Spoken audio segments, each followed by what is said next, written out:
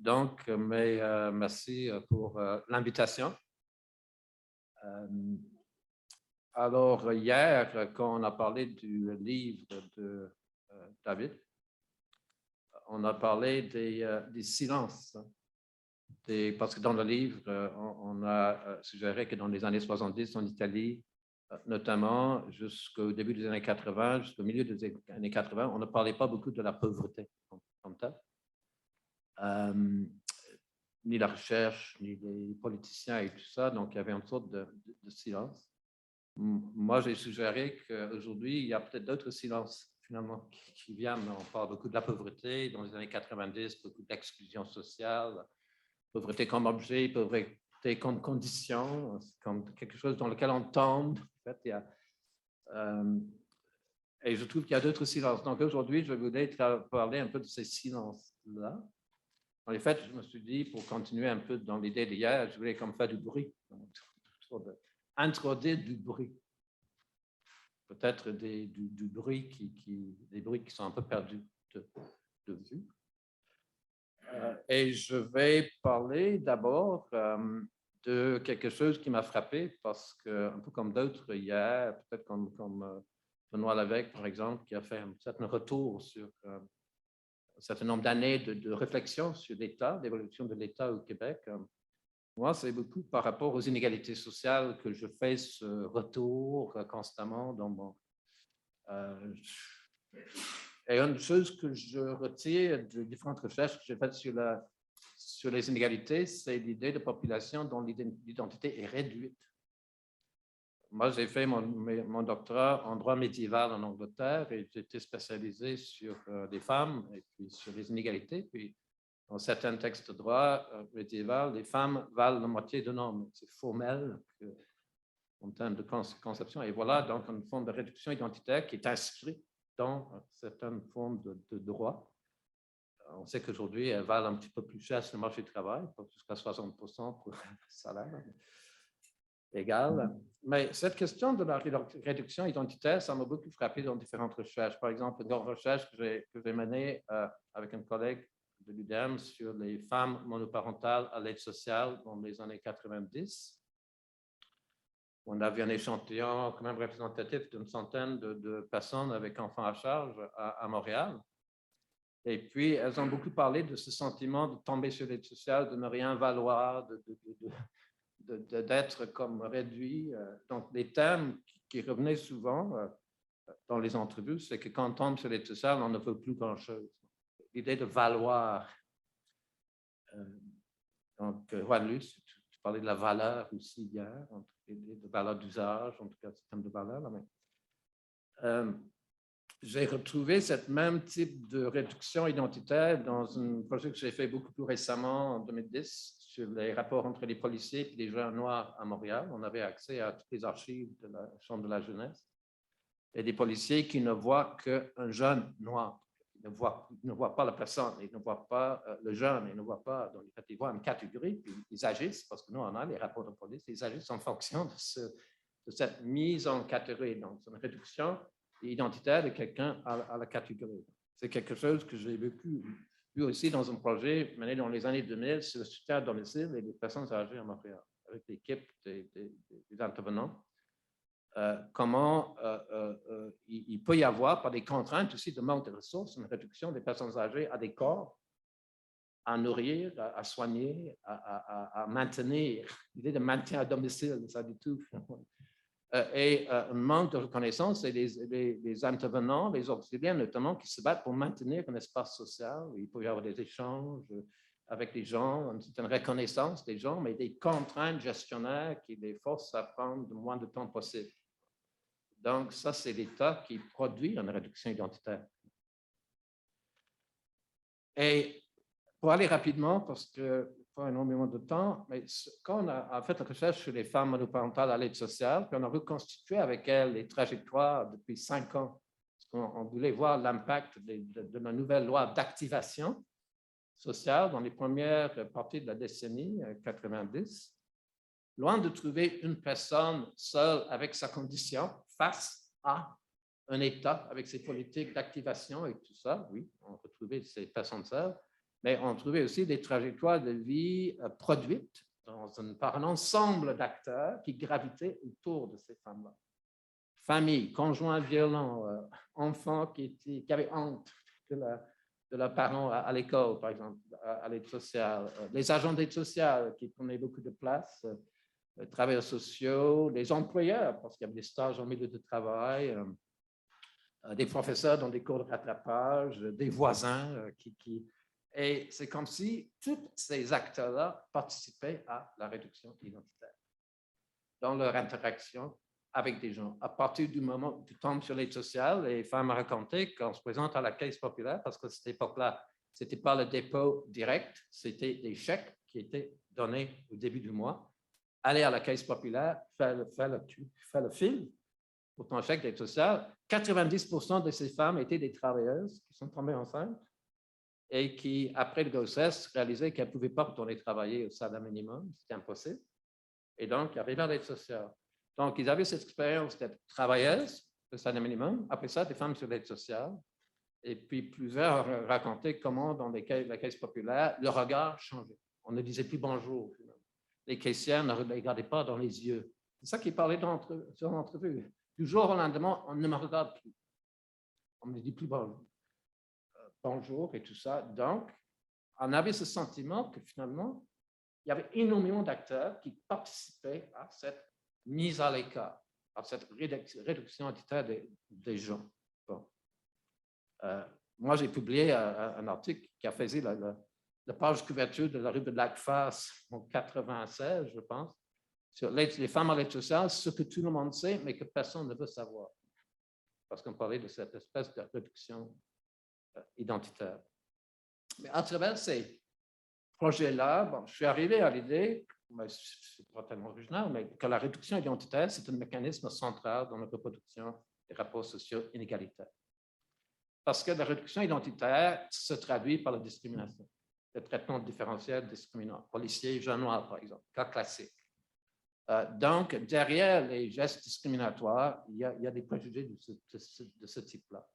Donc, je vois ça comme un mécanisme central dans le maintien des rapports sociaux inégalitaires. Et de fil en aiguille, je suis arrivé à identifier 3 types de grands rapports inégalitaires qui sont différents, mais qui sont très interconnectés. Un premier rapport, ça c'est depuis mes recherches sur le Moyen-Âge. Un premier rapport, c'est l'appropriation des territoires par une collectivité qui exclut les autres. Max Weber est quand même assez intéressant sur cette question-là.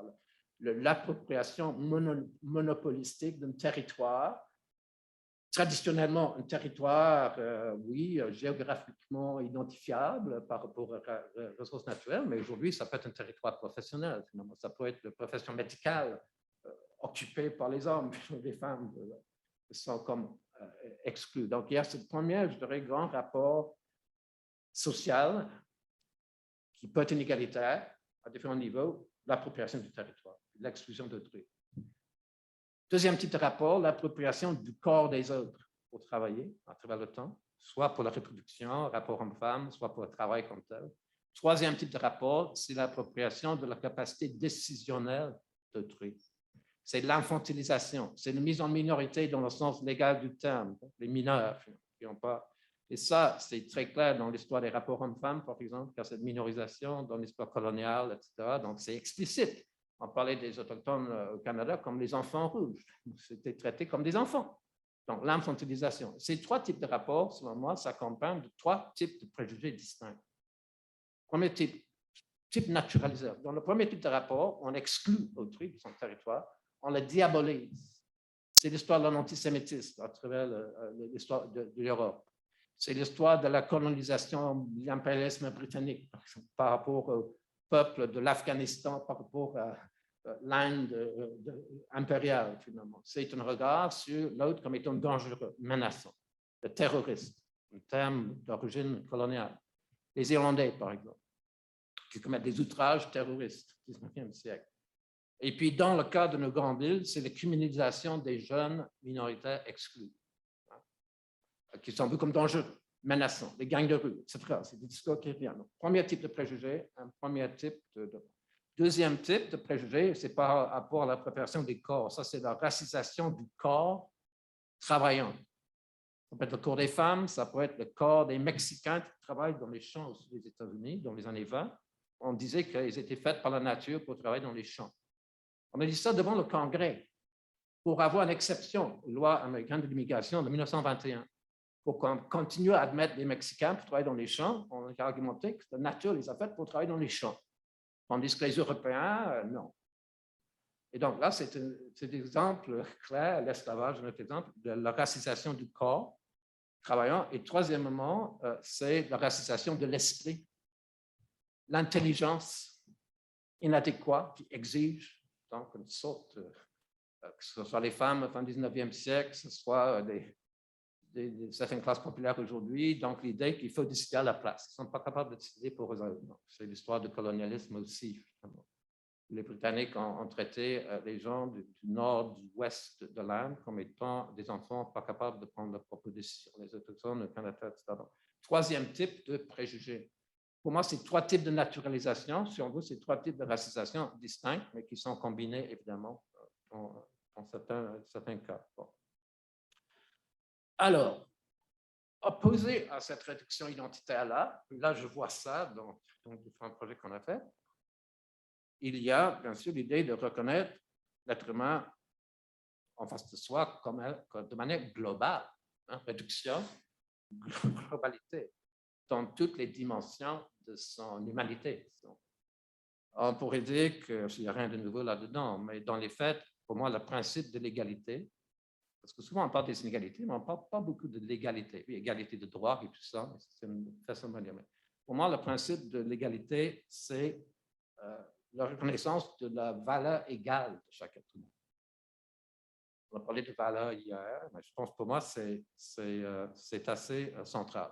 Et ça, cette idée-là vient des entrevues avec de multiples gens, soit des gens sans domicile, soit des femmes sur l'aide sociale, où j'ai eu beaucoup d'exemples dans les entrevues, et les gens disent, le problème, c'est que c'est comme si je ne veux pas la même chose que les autres.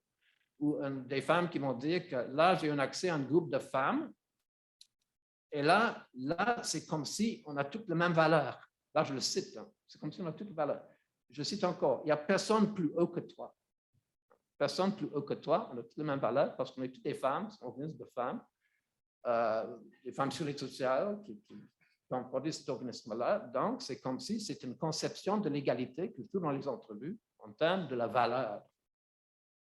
Parce qu'on peut chercher longtemps, parfois, pour qu'est-ce que ça veut dire, égalité, produire l'égalité, mais c'est aussi une question de reconnaître la valeur des gens. Et dans le cadre des services publics, ce que je vois dans le projet sur le soutien à domicile, c'est un combat de tous les instants, des auxiliaires familiaux et sociaux, de maintenir une pratique qui reconnaît la valeur égale des personnes. Ce n'est pas tous les intervenants, mais en tout cas, c'est une masse critique qui sont là parce qu'ils font ce travail-là, parce qu'ils veulent le bien des gens en face d'eux. Et face à un système qui, avec toutes ces contraintes bureaucratiques et financières, essaie de réduire le temps, mais les auxiliaires racontent. Et les personnes aînées qu'on a interviewées disent, mais cet auxiliaire-là, on est comme des égaux, finalement. Ils me traitent comme un égal. Donc, c'est le même genre de topo. Et là, ça veut dire qu'au cœur de l'action de nos services publics, il peut y avoir des intervenants, là, aujourd'hui, autour de nous, qui produisent la réduction identitaire, malgré les intervenants, ou au contraire, qui produisent de l'égalité. Autrement dit, ce n'est pas un rêve utopique lointain, finalement, réaliser l'égalité. Non, ça peut se créer, finalement, dans le quotidien et multiplier à travers la surface de la société, à travers l'action des intervenants. Donc, et puis nous, on a eu la chance, je ne vais pas passer très longtemps là-dessus, puis il me reste 5 minutes max, non, mais on a eu la chance de faire un grand projet à Montréal sur les personnes sans domicile, où on avait beaucoup de moyens. On a pu prendre un échantillon randomisé de 469 personnes, groupe contrôle, groupe expérimental, et expérimenter jusqu'à 36 mois. Et moi, je fais des entrevues aussi à 36, 48 mois.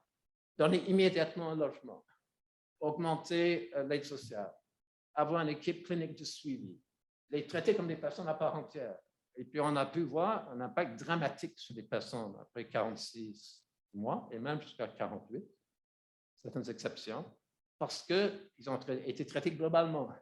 Et les infirmières qui travaillent dans les équipes cliniques disaient, pour la première fois de ma vie comme infirmière, j'ai pu pratiquer le métier que j'ai toujours voulu pratiquer, parce qu'on avait le temps, on avait le moyen pour traiter les personnes, pas juste dans l'urgence, pas juste. Mais bon, ça a coûté cher, ce projet-là, mais dans les faits, mon collègue de l'université McGill en économie de la santé a calculé que dans les faits, ça coûtait la même chose de les laisser dans la rue, parce que le groupe expérimental qui restait dans la rue, en termes d'hospitalisation, intervention policière, séjour en prison, ça coûtait aussi cher que monter une équipe spécialisée, trouver un logement immédiatement, fournir un supplément de logement. Donc, il y a un choix social, finalement, là-dedans. Donc, évidemment, l'effet à long terme serait de diminuer les coûts pour la personne, parce qu'il y a une autonomisation qu'on a clairement vu après 36 mois, jusqu'à 48 mois.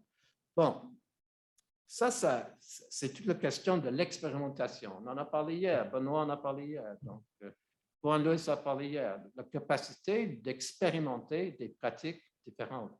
Il y a une capacité expérimentale dans notre réseau public, mais c'est fortement mis au mal par le contrôle très centralisé des gestionnaires qui ont peur de leur âme parce qu'ils vont trop faire. J'ai vu ça parce que ça fait. On a fondé le CREMIS dans le C3S de Venantius en 2004. Avant, on a créé un centre de recherche, le CLSC Connège, en 1993. Ça fait depuis 1993 que je pratique une recherche à l'intérieur du réseau et j'ai vu la transformation de ce réseau-là dans la direction de plus grand contrôle sur cette capacité de créer, capacité d'entretenir.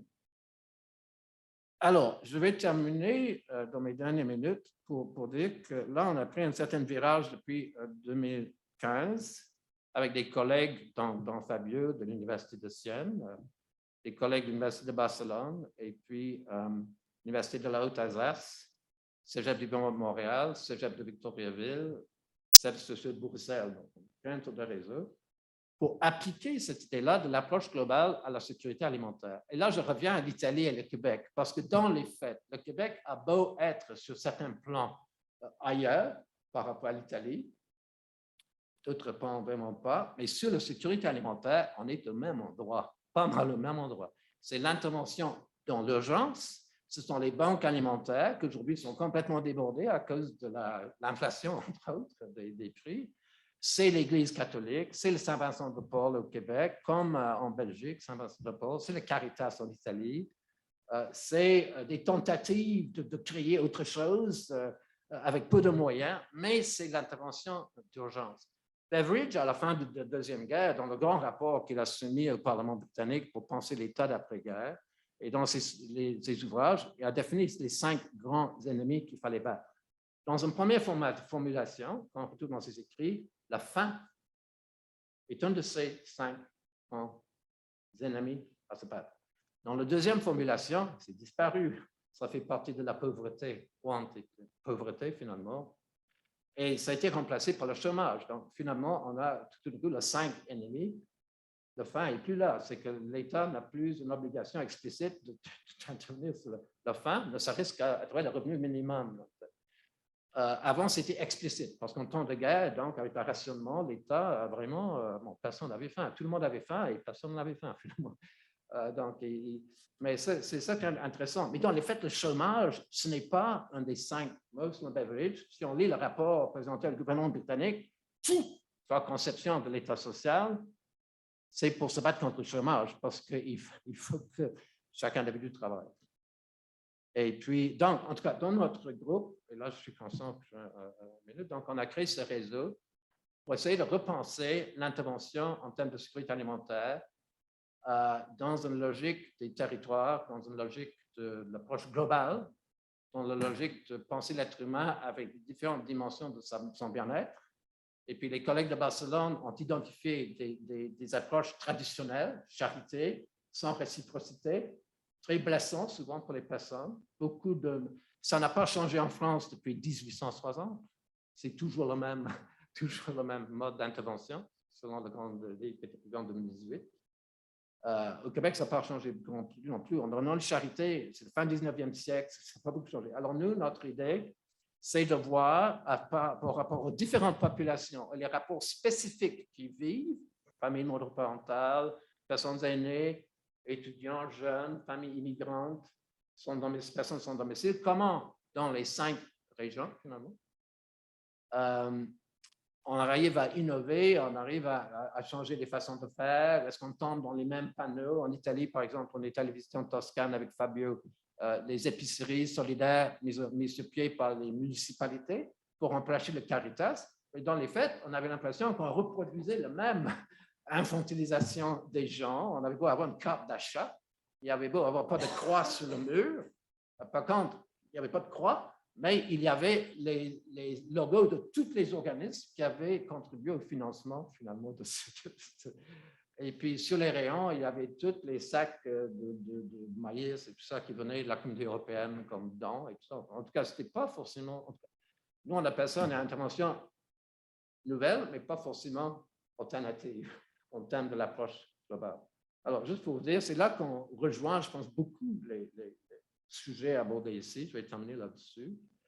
C'est-à-dire qu'on est rentré un peu par la porte des inégalités sociales, l'appropriation d'autrui, le respect de l'autonomie, son bien-être dans ses dimensions d'autonomie, etc., donc relationnel, etc. Puis on arrive à une réflexion sur les territoires et systèmes alimentaires, comment ils peuvent être repensés en fonction de cette approche globale pour produire l'égalité. Et notamment, par exemple, Fabio, peut-être il va parler tout à l'heure, mais ça veut dire que les travailleurs migrants temporaires ou autres qui travaillent dans des conditions que les populations résidentes n'acceptent pas, c'est une approche réductrice qui s'inscrit au cœur de la production alimentaire. Et voilà, donc je veux juste vous faire part qu'on est habité un peu sur un terrain de réflexion qui rejoint beaucoup ce que le GRIDEC fait, ce que le CRISE a toujours fait, mais on rentrait un peu dans une autre porte. Et puis, on a ce souci aussi, non seulement de soutenir la créativité du secteur économie sociale, etc., mais aussi de transformer nos services publics dans la direction de favoriser cette créativité et de cette possibilité d'intervenir de manière globale. Et très curieusement, John Stuart Mill, 19e siècle, en liberté, quand il parle, c'est un libéral finalement, mais quand il parle du rôle de l'État, pour lui, le rôle de l'État, c'est de favoriser la créativité locale et pour les choses qui marchent, de les faire, de les diffuser à travers la société et de ne pas penser à la place des gens. Ça, c'est John Stuart Mill, c'est quand même intéressant. Et ça, ce n'est pas un néo, c'est un vieux